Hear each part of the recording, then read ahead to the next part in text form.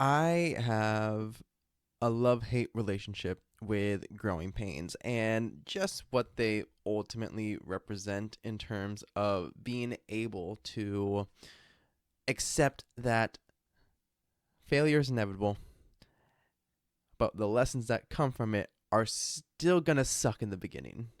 But that's why I think we need to talk about that. So, keeping everything simple, let's dive right in.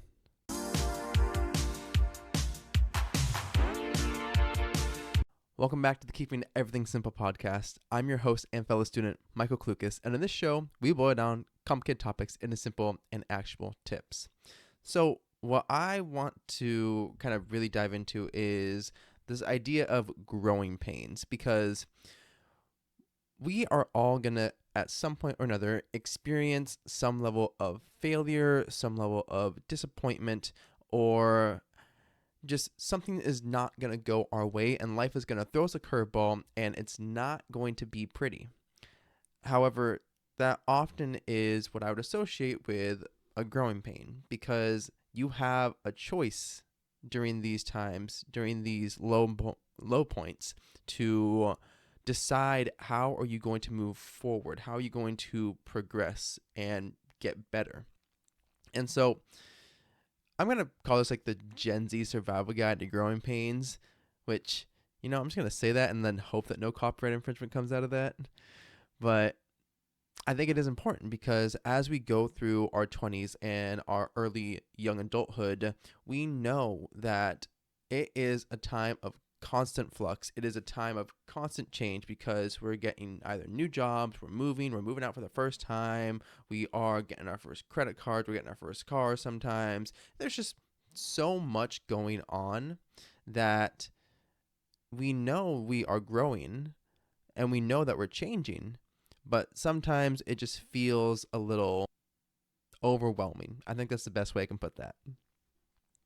So the first thing that I wrote down here is that at times growth feels uncomfortable.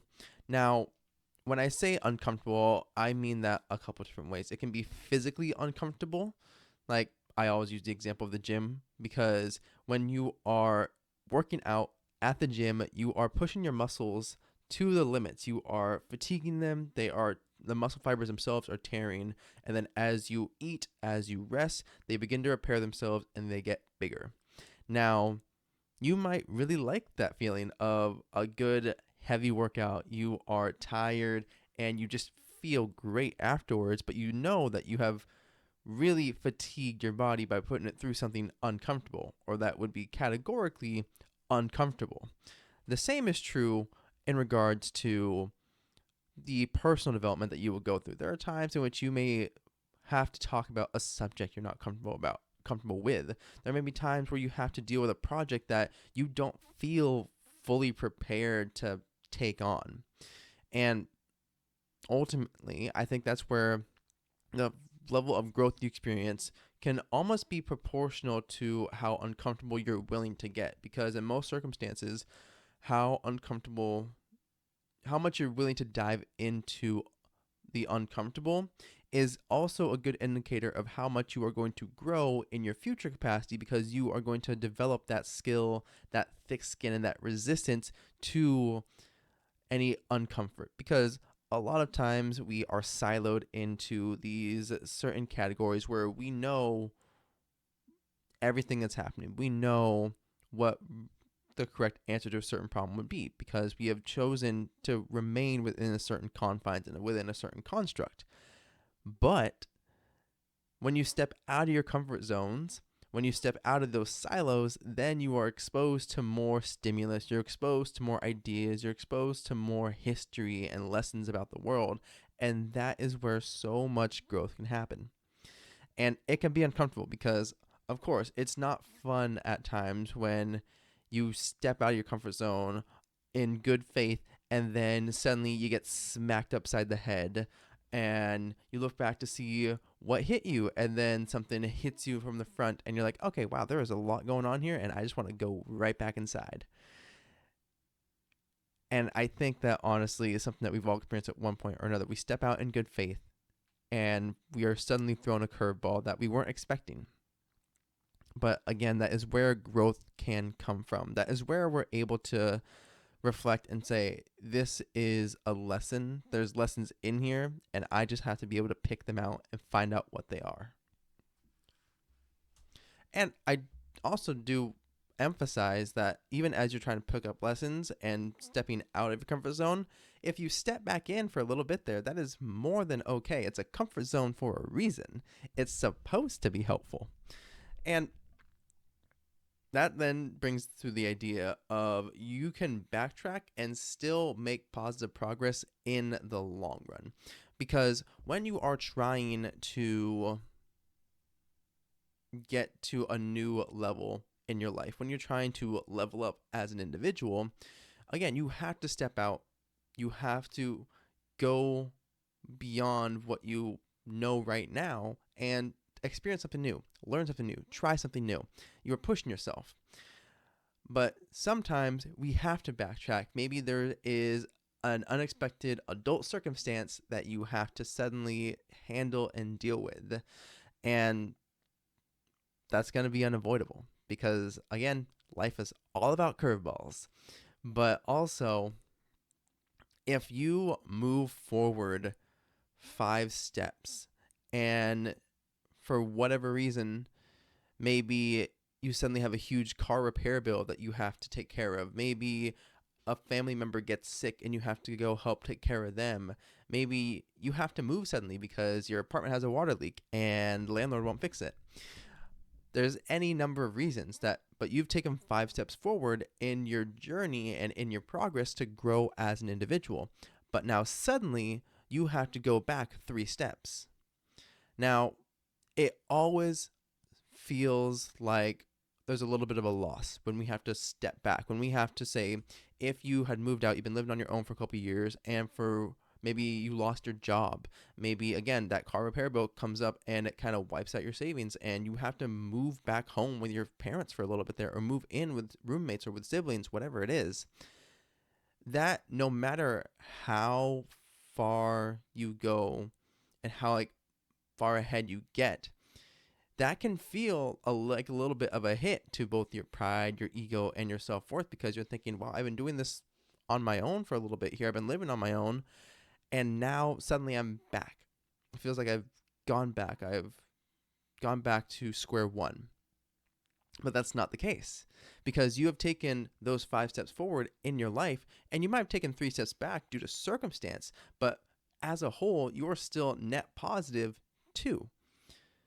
And that can be true in any number of circumstances where you may be 5, 10, 15, 20 steps ahead of where you used to be, who you used to be. And then suddenly something comes up and it knocks you back 5, 10. But at the end of the day, you are still further ahead than where you started. And that is the important part here, because backtracking is not evil. It is one of the necessary steps to growing and continuing to grow in life. And that's part of the growing pains, because it doesn't always feel good to say, oh, wow, I have to step back and backtrack from where to go back to where I was, rather than continuing forward to where I want to go. And you can think of it kind of like the idea of a corkscrew. People will think that life is like a straight line. You're going from one end to the other. But ultimately, life is more like a corkscrew, because even if you are ending back up where you began, you are still moving forward. So you are consistently being able to revisit old spots, old areas, but you as a whole, you as an individual, are learning, growing, and developing new ideas, new skills, new experiences, and leveling up and still moving forward.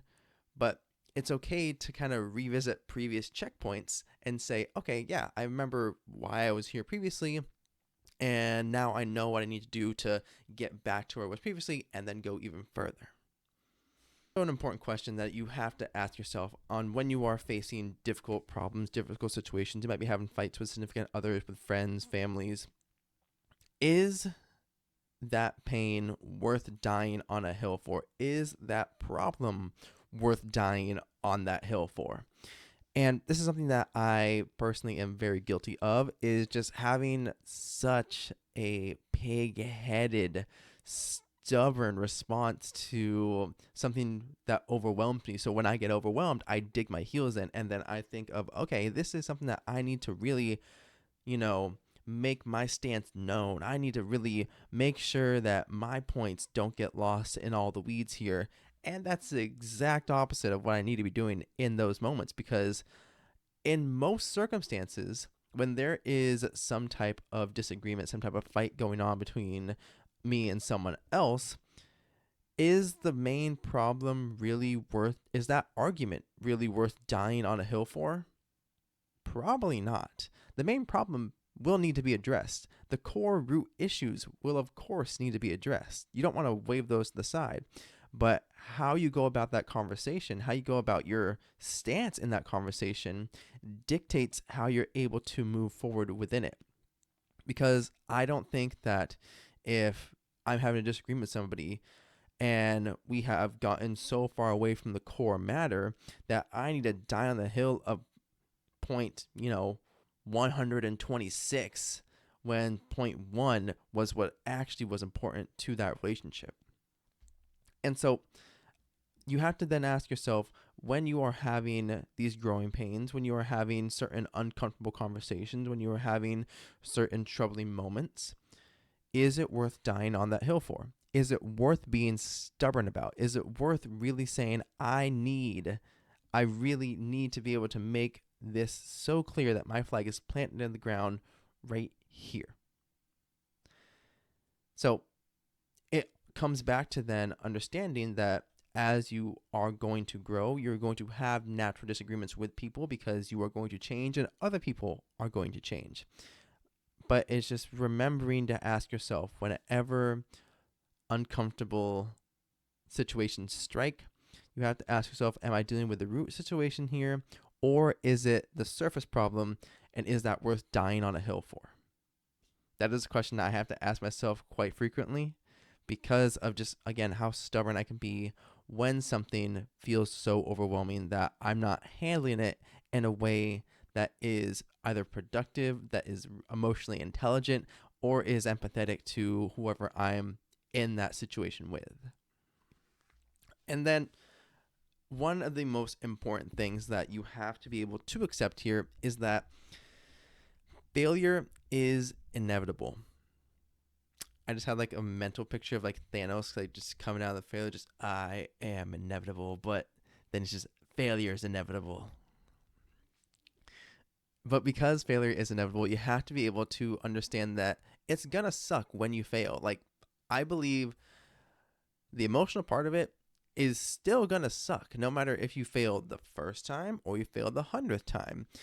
It's just that it's also a skill set to be able to fail gracefully, because it's not how you fail or how much you fail, it's how are you going to get back up and try again. There's a Dragon Ball Z edit out there of like Vegeta trying to become a Super Saiyan, and then it just has that overlaid audio of like, it's not how many times you get hit and fall down, it's how many times you get back up and you keep swinging.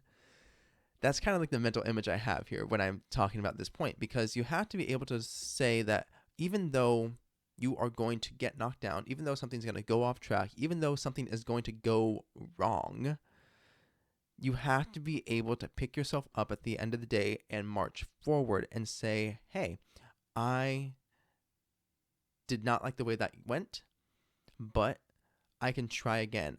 I can redo the experiment. I can get a do-over if I ask, or if I really want to look for one and try to find a way of making another attempt in another field, in another area.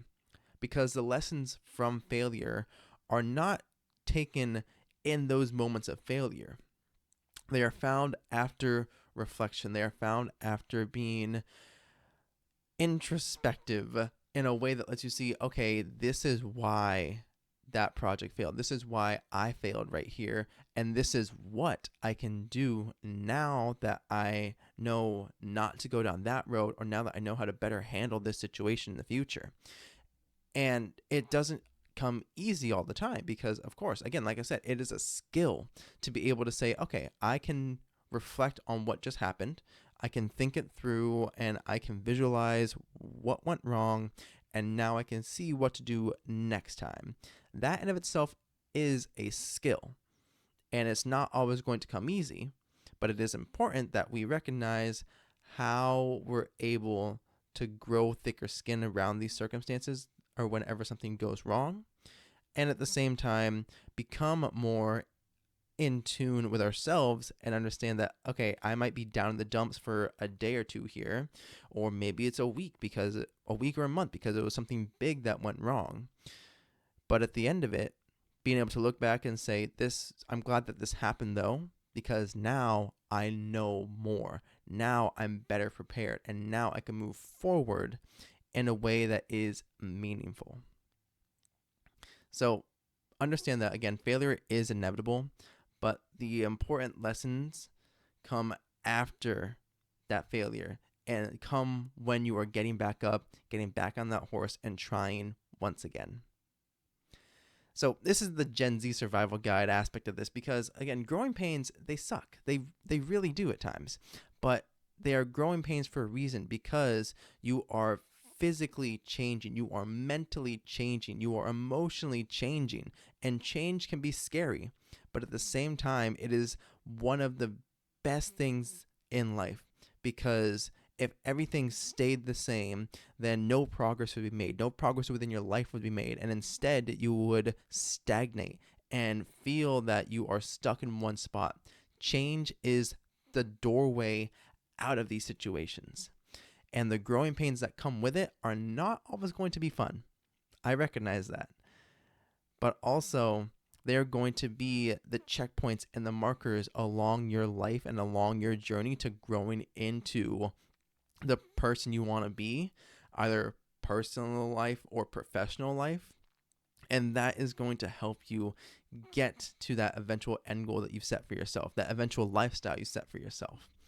So growing pains, they might suck, but they're one of the necessary things within life that give it so much value as well. So I encourage you, if you're watching this on YouTube or Spotify, comment down below what's been one of the biggest growing pains within your life. And if you're watching this again on one of those platforms, make sure that you leave us a like and subscribe to the podcast. It helps me out so much. And if you're listening to us on Spotify or a podcast app of choice, make sure you leave us a 5-star rating. And that really helps out this show and shares it with other people just like you. And I truly greatly appreciate it. But with that, have an amazing day, you amazing people. And I will see you all in the next episode. Go out there and do great things.